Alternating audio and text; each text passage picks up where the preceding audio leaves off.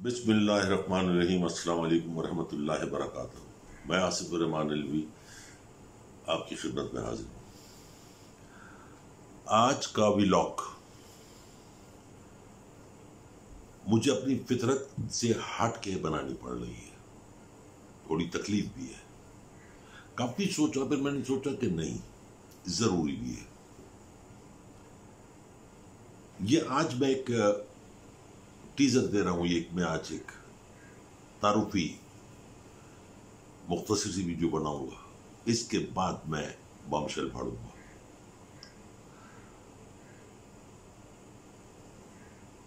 आज की व्लॉग एक ऐसी खातून के ऊपर है जो इस उम्र में नानी दादी होती है, पोता पोतियों नवासा नवासियों को चांद पे बैठी बुढ़िया की कहानी सुनाती है। बच्चे खुश होते हैं, वो भी खुश होती है। मगर जिस खातून की मैं बात कर रहा हूं, आज उसने अपनी कहानी लिखी हुई है एक वतन फरोश सहाफी के तौर पे। आपने वो गाना भी सुना होगा, चोली के पीछे क्या है। आज की व्लॉग में हिजाब के पीछे क्या है, हिजाब से पहले क्या था, हिजाब के बाद क्या है। जी हां, मैं आसमा शराजी की बात कर रहा हूं।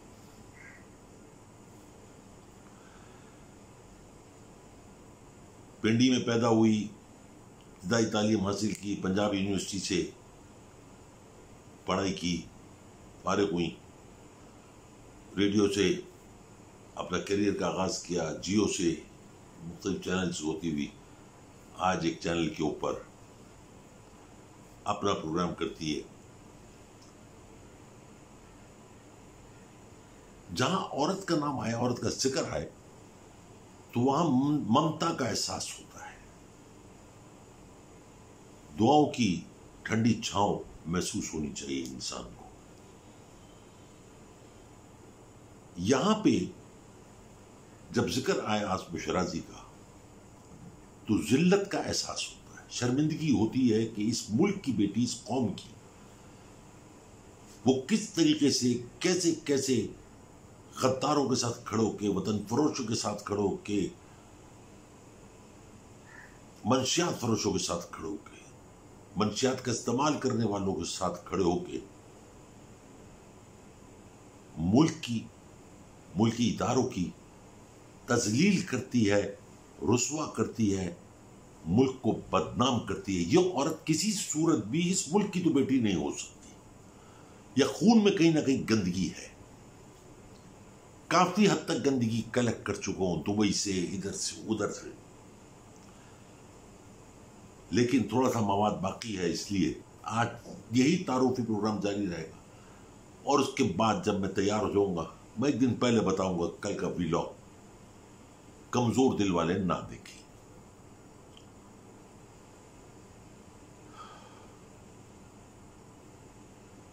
मैं बहुत पहले 90 की दहाई में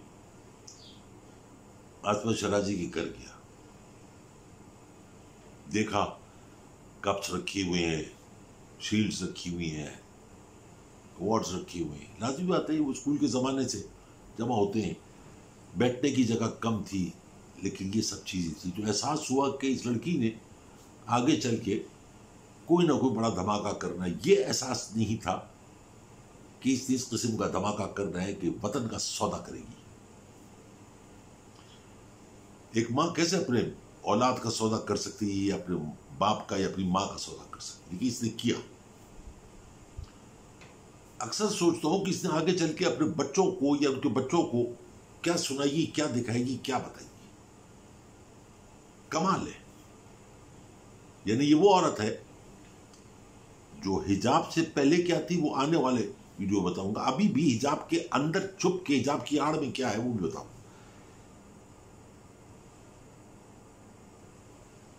लेकिन जिस तरीके से इसने मीडिया को इस्तेमाल किया, सहाफत को बदनाम किया, सहाफत के पेशे को रुसवा किया, एक धंधा बना के दिखाया कि धंधा इसको भी कहते हैं। आप उस औरत से क्या एक्सपेक्ट करते हैं? मैं आप सबसे एक सवाल करता हूं, क्या आप उसको अपने घर में आने की इजाजत देंगे? क्या आप चाहेंगे कि आपकी बेटियां, आपके बच्चे उसके साथ इंटर्नशिप करें और उससे कुछ सीखने के लिए जाए? नहीं, कोई भी नहीं चाहेगा। एक जमाने में लोग अपनी औलाद को तवाइफों के पास उर्दू अदब, उर्दू सीखने के लिए, तहजीब समझने के लिए, सीखने के लिए भेजा करते थे। इनके पास क्या सीखने के लिए भेजेंगे? क्या बताने के लिए?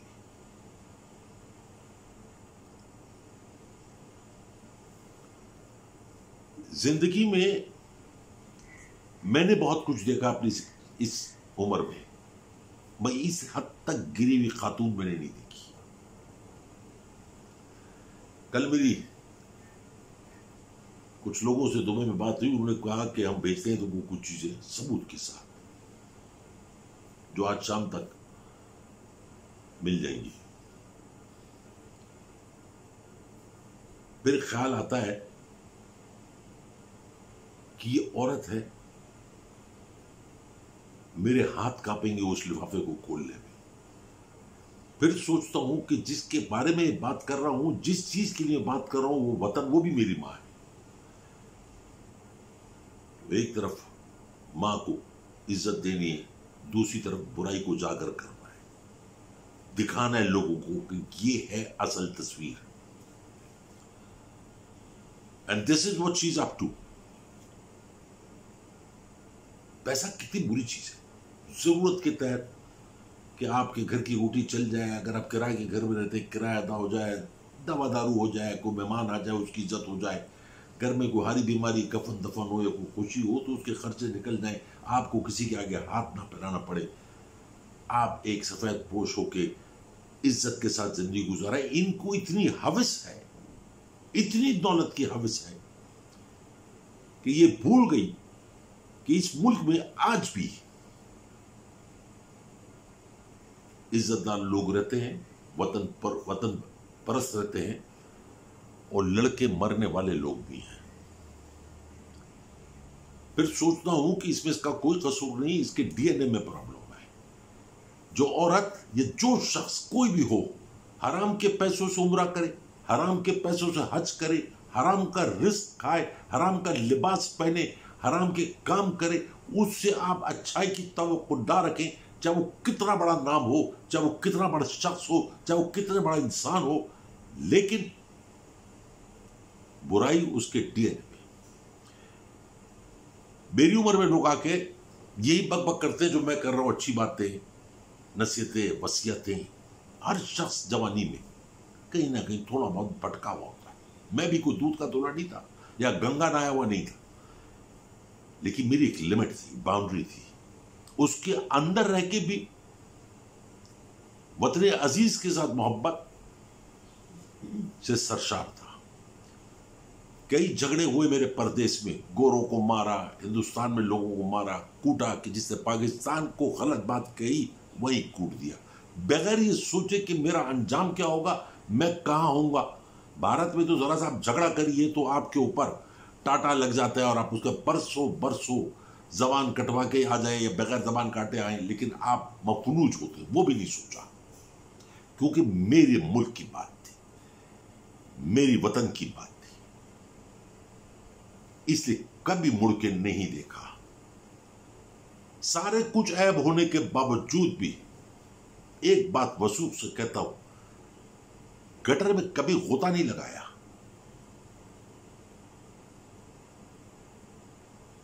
अपना दायरा भी देखा, अपने माँ बाप की इज्जत का भी एहसास रहा। फिर ये था कि मेरी पहचान पाकिस्तान है। अगर मैं कोई गलत काम करूंगा, अगर मैं किसी गलत चीज में पढ़ूंगा, तो कल यही होगा कि ये बेगैरत पाकिस्तानी है। जैसे आज हम कहते हैं कि ये बेगैरत गद्दार सारे पाकिस्तानी। यही चीज सोचते हुए उम्र के इस हिस्से में पहुंच गया, डरा सिर्फ एक चीज से कि मेरी वजह से मेरे वतन को गाली ना पड़े, मेरी मां को गाली ना पड़े, मेरी जमीन को गाली ना पड़े।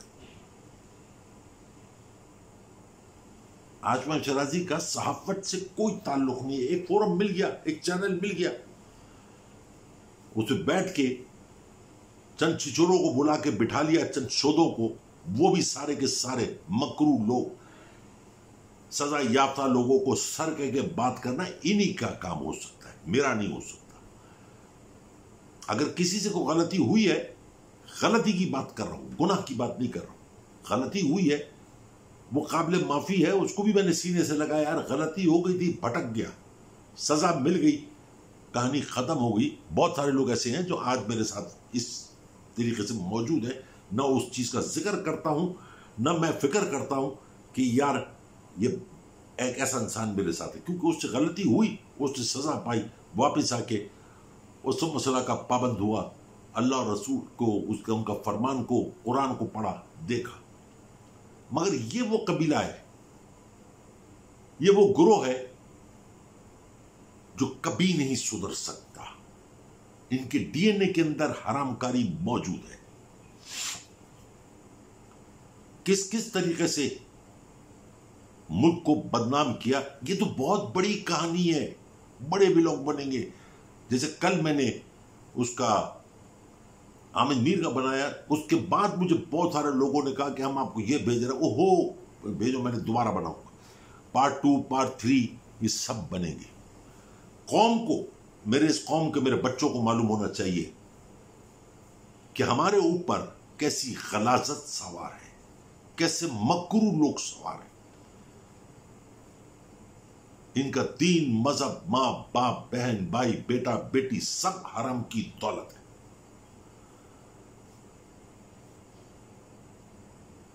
जब अरूज नहीं रहता तो सवाल भी नहीं रहता, लेकिन जो जिसका अरूज है उसका सवाल भी है। हलाल खाने वाले का सवाल नहीं होता, हराम खाने वाले को जमीन तंग हो जाती है, उसको छुपने की जगह नहीं मिलती। जैसे आज कोई लंदन में बैठा हुआ भाग रहा है इधर से उधर। कल मुझे एक चीज बात का पता चला, मैं हैरान हो गया सुन के कि इसहाक डार के साथ कैसे ऐसे लोगों के ताल्लुकात थे और किस तरीके से दुबई में महफिलें सजती थी, शामें रंगीन होती थी, रातें गर्म होती थी, और कौन कौन लोग उसमें होते थे। वाह मेरे अल्लाह, इतनी पाक सरजमीन जिसपे इतने इतने औलिया, और कैसी गलाजत।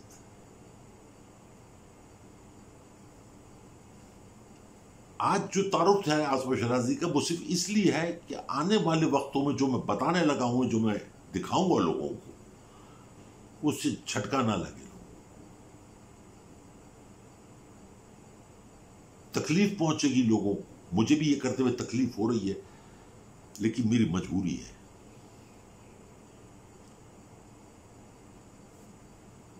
जरा सी को बात हो, जरा सा कुछ हो, तो वतन की इज्जत को हथेली में रख देती है। ऐसे ऐसे आली मवाली तूर जैसे वो खड़े हो जाते हैं, जिनकी अपनी कोई औकात नहीं, कोई हैसियत नहीं, जिनका कोई शजर नसब नहीं, वो भी खड़े हो जाते हैं। और उनको सपोर्ट करती है आसमा शराजी, और आसमा शराजी जैसी और भी। मैं यहां बात एक वाज़ेह कर दूं, अगर किसी मुझे